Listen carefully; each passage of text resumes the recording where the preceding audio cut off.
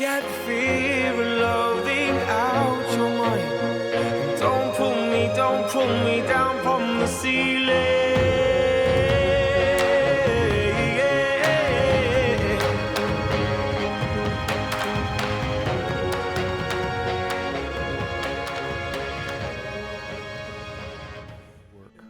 Mike, thanks so much for interviewing me down here in Guatemala. My name is Matt Gerber, and I have been involved with Rotary for 22 years, since I was 16 years old. I'm originally from La Grande, a little town in eastern Oregon. Up in the mountains, I grew up on a little farm. And since I was a little kid, my parents can recall me telling them that I wanted to travel abroad, actually travel specifically to Australia. And my parents were always super encouraging, and they said, you can go and do anything you set your mind to. A neighbor down the street was a Rotarian, and he provided me the opportunity to apply and be accepted as an exchange student. And from that opportunity, being a Rotary exchange student, I have since then lived and worked and studied in 65 countries. So when I came back from my youth exchange, I started university, and there was a Rotary club that met at my university. And so I just started showing up to their meetings, and they didn't really know what to do with me. But there is a Rotary program called Rotaract, which is a college version of Rotary, and they helped me to start our university's first Rotaract club. You know, Rotaract actually has the same structure as a normal Rotary club. So there's club service, community service, and international service. For our international service, we did relief work in Colombia and in Nicaragua. And actually, our work in Nicaragua took on really a life of its own, and our Rotaract project actually turned into its own 501c3. I ran that Rotaract project in Nicaragua full-time. So I would come back to the States and I would have a paying job, but my first real job was running this NGO, which was an offshoot of our Rotaract program. I now work in corporate philanthropy. How do you engage and inspire employees that they're working towards a mission bigger than just the profitability of the company? And externally, how do you help a company connect in a meaningful way to community? What's the name of this country? We're in Pakistan. And what's the name of the city? Islamabad. And what's the name of the school? Okay, and what year are you guys? What year in school are you? What year in school is this? 4. Fantastic. Okay, so with a show of hands, so if you put up your fingers, I want you to show me how many brothers and sisters you have. How many brothers and sisters you have? Put up your fingers. Show me the fingers. I have three sisters. So I'm going to put up number 3. And I don't have any brothers. So who, everybody put up your fingers. Whoa! Who has the most? You have 9. You have 9. It's kind of like being a professional Rotarian, to be honest. So I started in Rotaract, and then I continued to participate in Rotary through RYLA, Rotary Youth Leadership Awards, which is a program that has been around since the 1960s. It was originally started by Rotary in Australia, and it is a youth leadership camp or training. And so I started as a participant, then I was a small group leader, and then I came back for 11 years as a guest speaker. Hi, I'm Matt Gerber, and let me begin by congratulating you on your acceptance to District 5100's Rotary Youth Leadership Awards. It's my pleasure to share with you a preview of just one of the topics covered up at RYLA.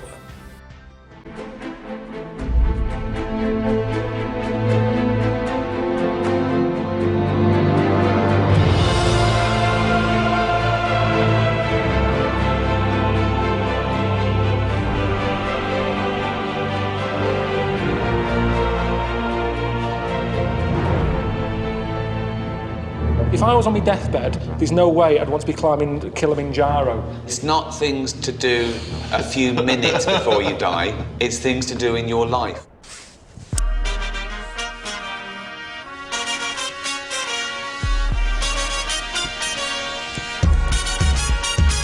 Alright, kick back, relax, and grab yourself a beverage. Or hop if you wanna just bounce to my leverage. The evidence, as they say, is in the pudding. So show me the money like my name is Cuban pudding. It ain't fool's gold, it's gold, fool. Can't stop, won't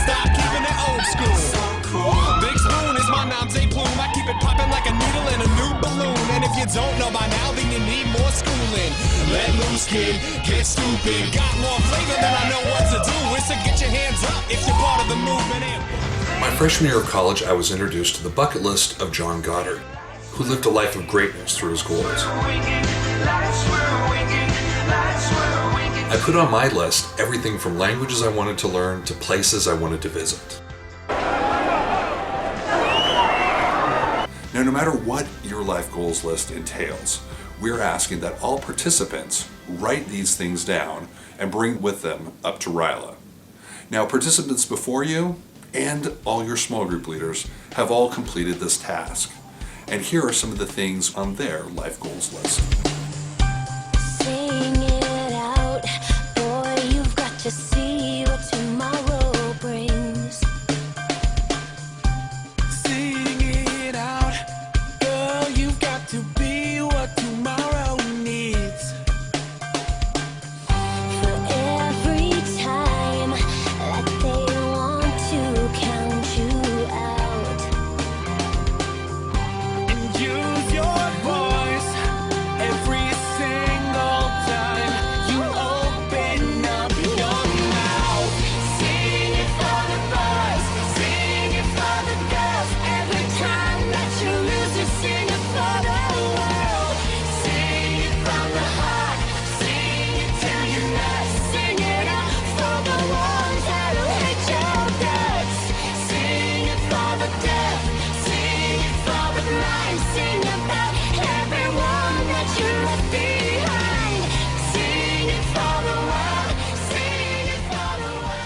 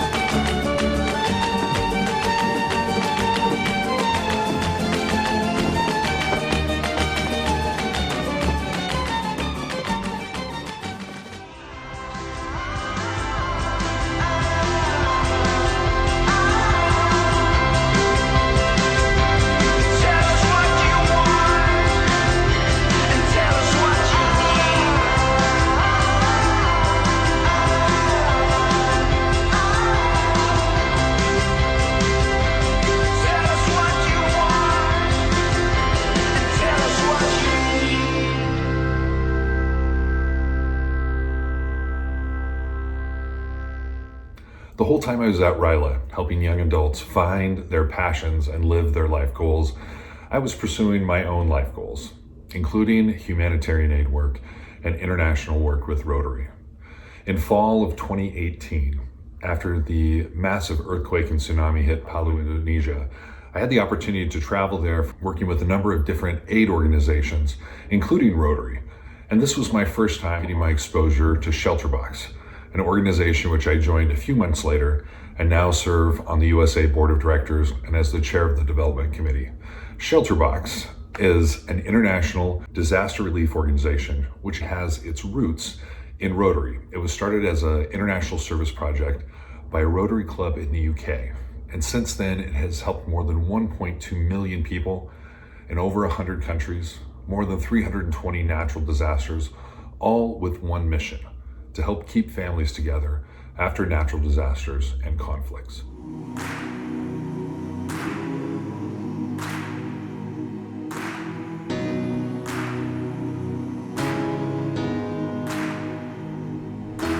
Ramblers in the wilderness, we can't find what we need. We get a little restless from the search and get a little worn down in between. Like a bull chasing the matadors, a man left with his own schemes. Everybody needs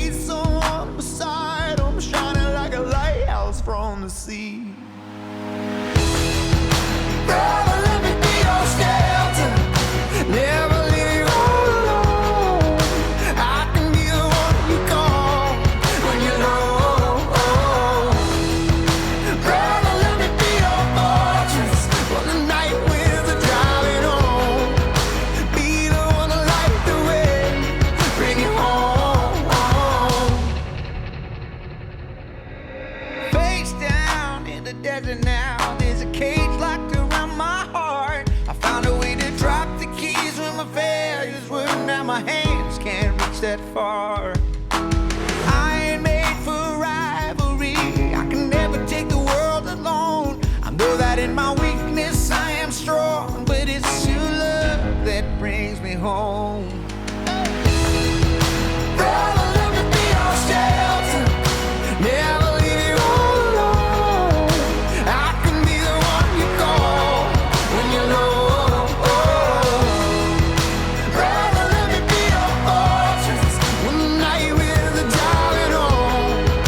Be the one that lights the way, bring it home. And when you call and need me near, saying where'd you go, brother, I'm right here. And on those days when the sky begins to fall, you're the blood of my blood. We can get through it all.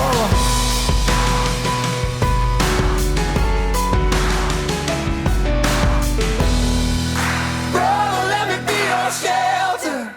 Never leave you all alone. I could be the one to call when you feel alone. Brother, let me be your fortress when the night will darling on. Be the one to light the way, bring it home. Rotary has been around for a really long time, and Rotary programs are very, very refined in terms of what they do. Camp Enterprise is a great example. RYLA is a great example, and I've always looked for ways to bridge my Rotary experience with my day job. And so I was hired 3 years ago to help find solutions for veterans who are struggling with PTSD, addiction, and suicide.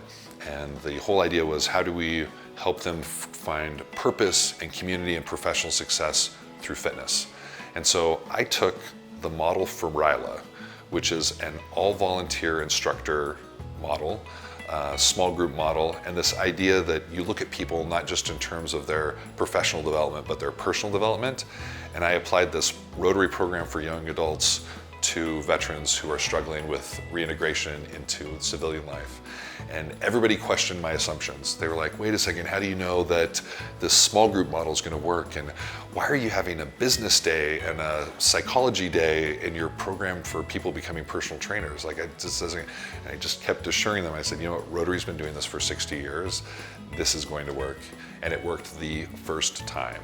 And just like RYLA takes graduates from its program to come back and be small group leaders, I was able to take veterans who graduated from my first class to bring them back as small group leaders and perpetuated it. And in 18 months, we graduated almost 200 veterans into new careers as personal trainers.